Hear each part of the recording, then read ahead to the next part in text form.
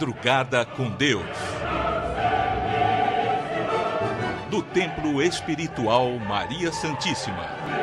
Aproximando a espiritualidade de você. Bom dia, salve Jesus, salve Maria Santíssima. A gente sempre é interrogado pelas pessoas com quem a gente cruza aí nas caravanas de luz. Pô, Júlio, por que de manhã você já chega com aquele bom dia, aquela alegria? Mas tem outro motivo? Poxa, se o dia amanheceu, tem coisa mais rica do que podermos renascer para um novo dia? Então, de verdade, eu sempre inicio dando esse bom dia, tendo essa vibração de alegria pela vida. Aprendemos com estes espíritos. Gente, olha, todo momento, todo instante, ele é rico. Por mais que esse momento em sua vida seja um momento de dificuldade, mas a dificuldade também traz muita riqueza, que é o conhecimento, a experiência. Eu fico imaginando uma pessoa que não tem experiência nenhuma na vida, o que ela é? Nada, porque ela não tem experiência de nada. E eu digo, olha, nascemos para vencer. Já disse isso aqui e repito, peço licença para repetir aqui. Ser repetitivo. Nós nascemos para vencer. E eu posso provar a você que você nasceu para vencer. Olha, quero só ver, Júlio. Me diga, prove-me. Prove-me que eu nasci para vencer, Júlio. Vai, vou te provar. Quantos anos você tem? Diz para mim. Paulo de Moraes. Vou pegar você como referência, Paulo. Pode? Eu sei que o Paulo acompanha todos os dias. Então, Paulo, referência. Você é minha referência hoje. O Paulo de Moraes, se eu não me engano, está com 57, Paulo, 58, 50 e pouquinho, né? 56, deixa eu diminuir para não errar para mais, eu quero errar para menos. 53, Paulo. 53 anos que o Paulo teve a oportunidade de reencarnar. Desde aquele minuto até hoje, 53 anos sendo vitorioso. Uma pessoa que acorda para o dia seguinte, ela venceu o dia anterior.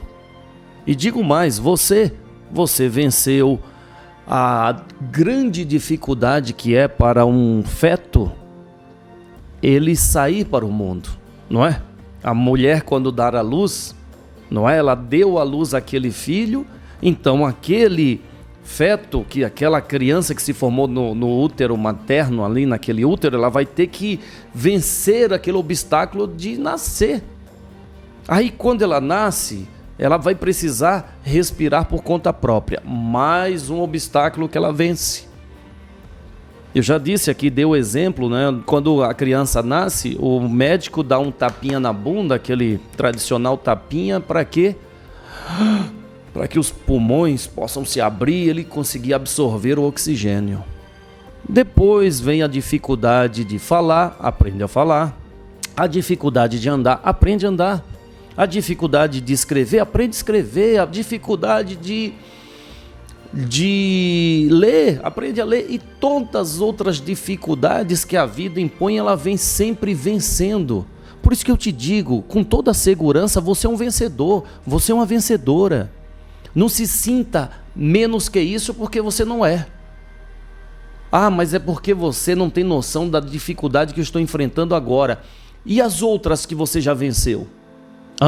Ah, mas eu já venci e já esqueci. E é mesmo. E essa dificuldade hoje que você enfrenta, você vai vencer também e vai esquecer.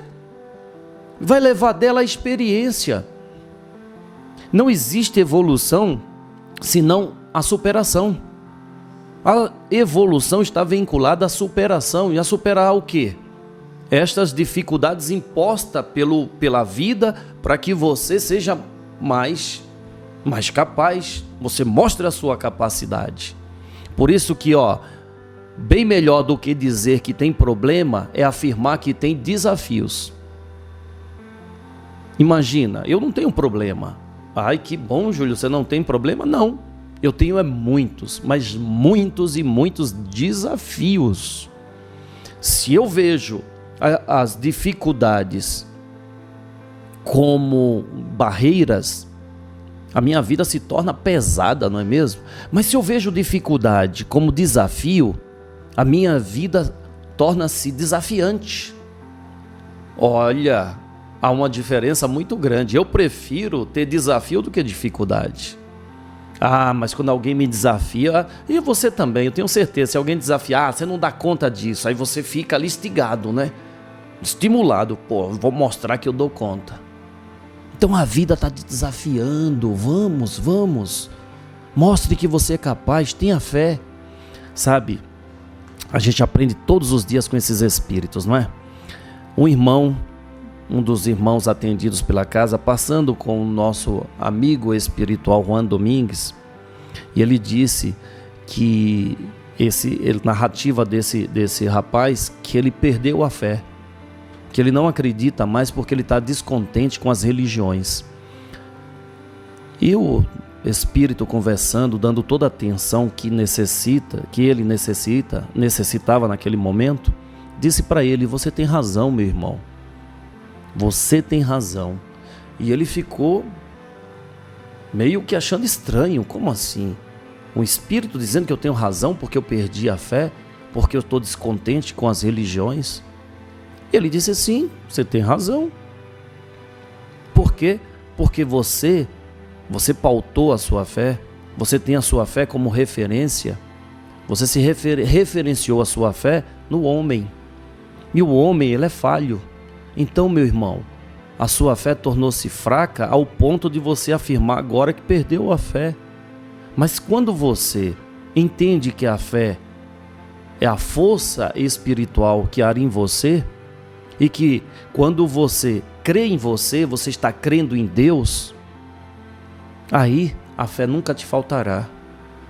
Aí ele parou para pensar, porque de fato era um homem voltado às religiões, já tinha migrado do catolicismo para o protestantismo, foi budista, estudou o muçulmano, estudou também, enfim, ele procurou estudo em várias religiões e não se preenchia. Mas quando ele entendeu que a fé é a crença de que ele pode melhor contribuir com a vida, inclusive a própria vida, aí sim, ele entendeu que Deus não está lá sentado no seu trono, olhando a todos. Ele entendeu que esse Deus, a qual a própria espiritualidade prega, está em nós, nas nossas práticas do bem. Quando eu faço bem, eu sou, sim, um Deus agindo para aquela pessoa que irá receber o bem que eu estou praticando. Aí ele começou a compreender. Por isso, olha, nós somos os nossos deuses. Nascemos para vencer, não é? Bom, quero convidar a você a fazer a prece. Vamos lá? Vamos juntos? Vamos lá, que você é um vitorioso. Para o dia ser melhor ainda, nada melhor do que começarmos esse dia com a prece do amanhecer. Essa prece bela trazida por Francisco de Assis nos ensina a pedir: Senhor, que no silêncio deste dia que amanhece, desejamos sim a paz, a sabedoria, a força. Queremos hoje olhar o mundo com os olhos cheios de amor. Queremos ter paciência e sermos compreensivos como prudentes. Queremos, Senhor, ver além das aparências os teus filhos como tu mesmo os vês. E assim, não vê senão o bem que há em cada um deles. Senhor, fecha os nossos ouvidos a toda calúnia e guarda nossa língua de toda maldade, para que somente de bênçãos se preencha a nossa alma. Que sejamos tão bons e tão alegres que todas as pessoas que se aproximarem de nós sintam, Senhor, a Tua presença. Reveste-nos de Tua beleza, para que no decorrer deste dia nós possamos Te revelar a todos. Que assim seja, que assim seja e assim será. Graças a Deus, graças a Deus. Eu prefiro contagiar as pessoas com a minha fé do que me deixar contaminar com a fraqueza alheia. Se realmente eu ficar observando os erros delas, eu vou me contaminar com eles.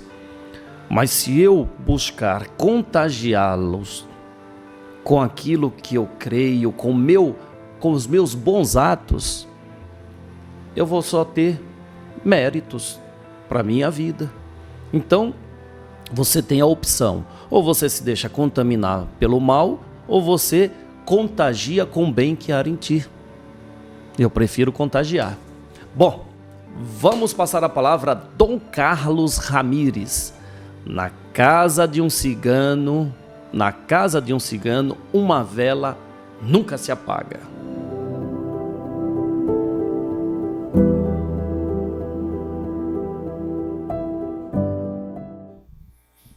Graças a Deus. Um pouco de paciência, sem pressa, com amor no coração. Lembrem-se que a caridade é o caminho mais curto para a paz, para a prosperidade, para a cura de todas as dores que há em sua vida e em seu coração. O remédio vem do coração de Nossa Senhora. Diante da presença desses luminares que descem nesse ambiente e que irão ajudá-los a partir de agora. Basta que cada um em tua casa mantenha a sua vela acesa dentro da afirmação que você faz. Na casa de um cigano, uma vela nunca se apaga. Só o cigano sabe por que ele acende. Só ele sabe o que ali foi firmado. É o que faz a diferença entre aqueles que têm fé e aqueles que dizem ter fé e nada fazem. Deus age por meio dos seres humanos que querem acertar da sua forma de ser. Não diante dos moldes que alguns criam, apenas para gerar preconceitos. E dentro do coração de Nosso Senhor não existe preconceitos, existe amor. Amor de pai para filho, amor de mãe para filho, sem distinção. Não importa como os filhos sejam. A caridade começa em ti, dentro da sua família, pelas ações que você pode perpetuar diante de tantos que precisam. Quanto mais o bem estiver em ti, mais o bem estará em sua vida. Lembre-se de quem ensinou isto, Cristo. Faze aos outros o que quer que faça para ti. Lembre-se disso. Aproveite a oportunidade. Tempos difíceis ainda chegarão. Tempos de muitas dificuldades ainda virão. Estamos juntos para ajudá-los. Primeiro passo, cuidar de vocês. Cabeça, coração, alma. Harmonia, vibração e prece. Atitudes, atitudes e atitudes. Faça a sua parte. A nossa, nós já começamos a fazer. Deus bendiga a todos.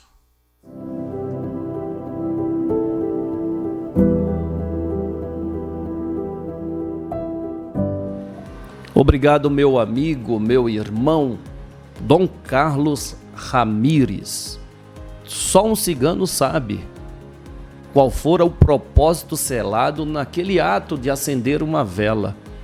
Sabe, a humanidade é muito crítica, não é? E quando eu falo humanidade, eu estou falando de você, estou falando de mim.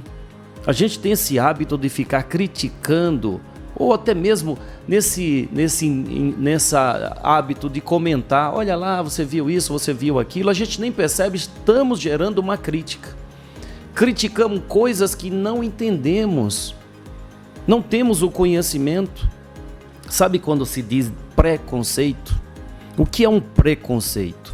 É uma pessoa que tem uma ideia preconcebida sobre algo que ele não tem o conhecimento.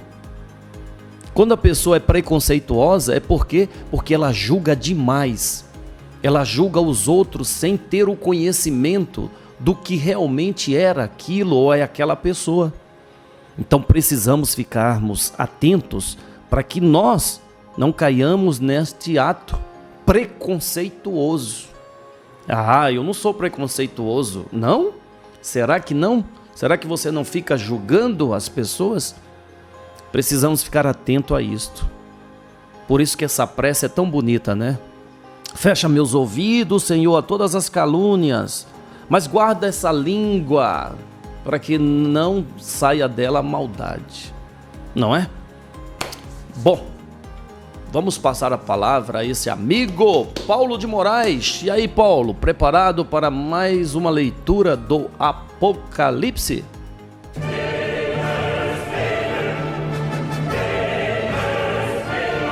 Conforme já dissemos a vocês, o Apocalipse está em toda a Bíblia Sagrada, permeando todos os livros sagrados, para nos mostrar que já vem de longe e de há muito tempo na história dessa pobre humanidade, os avisos que Deus manda aos seus servos para que nenhum seja apanhado de surpresa. O profeta Isaías, no capítulo 14, versículo 12 do seu livro No Velho Testamento da Bíblia Sagrada, exclama: Como caíste do céu, ó estrela da manhã, filho da alva! Como foste lançado por terra, tu que debilitavas as nações! Tais palavras indicam atualmente uma potestade celeste sendo arremessada para a terra, a qual o profeta indica como uma estrela. Vamos desde agora deixar claro uma questão. Estrelas, meus amigos, minhas amigas, estrelas não caem do céu. Por mais que o termo seja empregado, não é como uma estrela, esse astro que tem luz própria e que mantém a sua posição relativa no espaço, não há como cair do céu, principalmente porque, com os modernos estudos astronômicos, as estrelas são bem maiores que o nosso planeta. Quando muito, caem meteoros, que são pedaços perdidos de astro, que ao penetrar na atmosfera terrestre se inflamam e riscam o céu com uma linha luminosa. Esses sim caem bastante. Atualmente tem sido divulgado, principalmente pela internet, muitos meteoros que se lançam à Terra. Essa estrela é, pois, um meteoro, ou um espírito que, encarnado na Terra, promove os acontecimentos narrados no texto do Apocalipse. Isso nós veremos mais adiante e veremos com bastante profundidade, para que essa inteligência, esse entendimento do texto do Apocalipse fique bem claro. No versículo 11 deste capítulo 8º do Apocalipse, o profeta João nomeia a estrela. Diz que seu nome é Absinto. Além disso, mostra a consequência da queda dessa estrela, isto é, as águas em sua terça parte se tornam em absinto, o que causa a morte de muitos homens. Jeremias, que é o livro que se segue ao de Isaías, também demonstrando que o Apocalipse está consagrado em várias passagens do Velho Testamento da Bíblia Sagrada, em 2 versículos fala desse absinto. A primeira vez que ele fala está no capítulo 9, versículo 15, que diz: Assim diz o Senhor dos Exércitos, Deus de Israel: Eis que alimentarei este povo com absinto e lhe darei a beber água venenosa.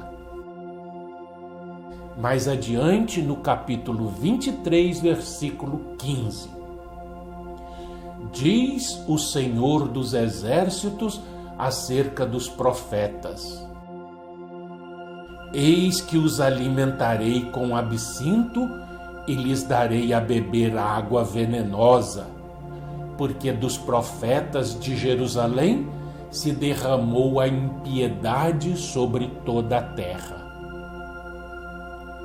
Percebam, amigos, que nem mesmo os profetas estão livres do castigo.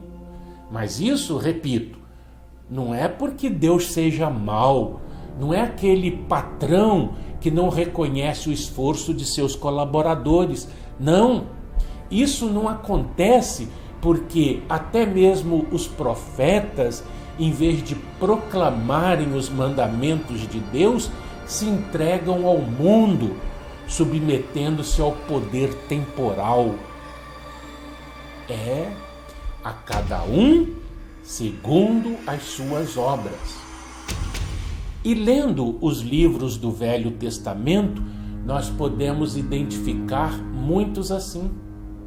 Nos dias de hoje, mesmo aqueles que pregam o evangelho pelo mundo, se não seguir, se não praticar o que Jesus determinou, e sua maior ordem é o novo mandamento: amai-vos uns aos outros como eu vos amei, esses se verão em situações complicadas na vida. É o alerta do Apocalipse. Por outro lado, todavia, a palavra do Cristo permanece firme para aqueles que cumprem seus compromissos espirituais para com Ele. Por exemplo, na narrativa do evangelista Lucas, capítulo 10, versículo 19, está o mestre falando como é a vida dos que firme e fielmente o seguem. Vos dei autoridade para pisardes serpentes e escorpiões, e sobre todo o poder do inimigo, e nada absolutamente vos causará dano. Perceberam o que o mestre diz? Nada vos causará dano.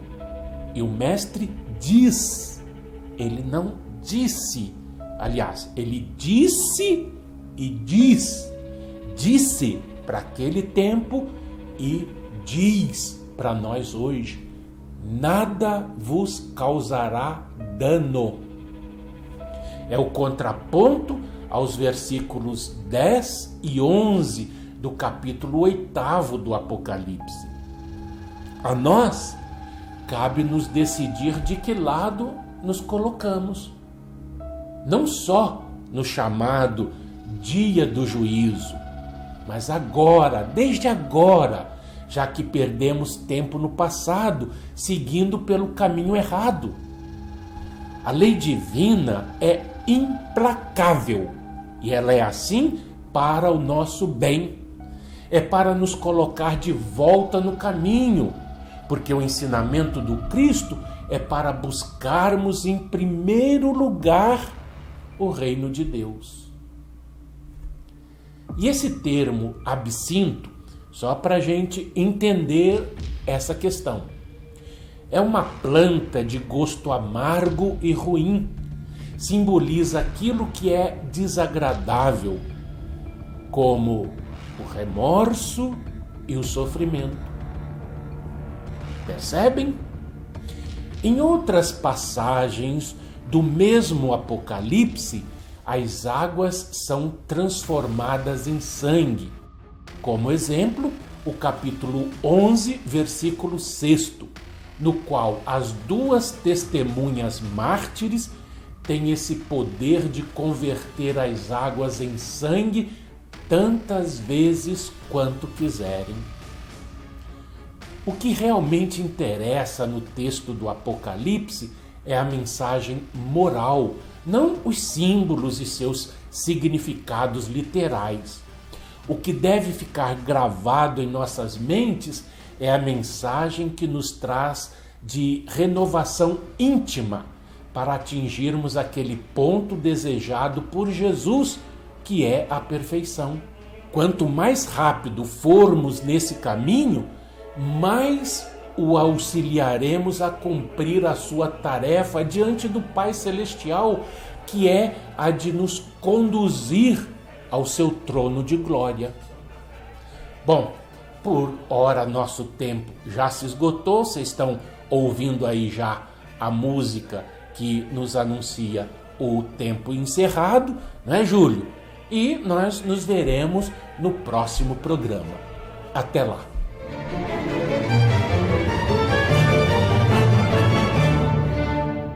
Obrigado, Paulo de Moraes. Obrigado. Quanto mais buscamos conhecimento, mais nos tornamos seguros de nós mesmos. Sabe, conversando com um caboclo, um africano, ele se chama Kimbaquara. Deixa eu contar essa historinha rapidinho, a gente tem um tempinho, eu vou contar para vocês. Esse africano, eu tenho uma familiaridade com ele porque nós nos comprometemos de entrar nessa jornada da vida para aprendermos juntos. Ele no mundo espiritual e eu aqui nas experiências da vida. É aquilo que nós chamamos de anjo da guarda, né? Espírito guia, enfim. Então esse africano que chama-se Kimbaquara é um africano que quando na matéria, quando estava encarnado, ele tinha 2,40 metros e vivia na África. Então a pele dele é negra, é escura, bem negro, 2,40 metros, um porte físico que, meu Deus, assusta, sabe? Assusta. A primeira vez que eu tive a fisionomia dele, quer dizer, enxerguei, levei um susto. Mas é impressionante, 2,40 metros, o rosto grande, os ombros largos, mas uma doçura, porque essa doçura vem da alma, do amor que traz no coração. E aí eu até perguntei para ele por que esse porte físico tão grande, e ele diz que o trabalho a qual ele faz no mundo espiritual, ele precisa disso. Por quê? Porque ele tem que proteger grupos que vão nos umbrais socorrer pessoas. Então aquele porte físico assusta os espíritos que por medo mesmo, não investe na equipe, não vem em cima da equipe, não quer entrar em atrito porque tem aquele espírito, aquele porte, olha só. Não porque ele vai fazer o mal, mas é necessário aquela fisionomia para afastar, para que aqueles espíritos não queiram investir naquela equipe, que eles sabem que quem investe contra o bem se machuca, não é? E eles não querem machucar ninguém. Então essa história é sensacional, sensacional. E esse espírito, ele se prontifica a nos ajudar, gente. Estão prontos a nos ajudar. Gente, o tempo já passou. Meu Deus, o programa está terminando. A gente conversa sobre espiritualidade, passa tão rápido, não é? Tão rápido. Amanhã estaremos de volta aqui com vocês. Obrigado pela companhia de cada dia. Salve Jesus, salve Maria Santíssima.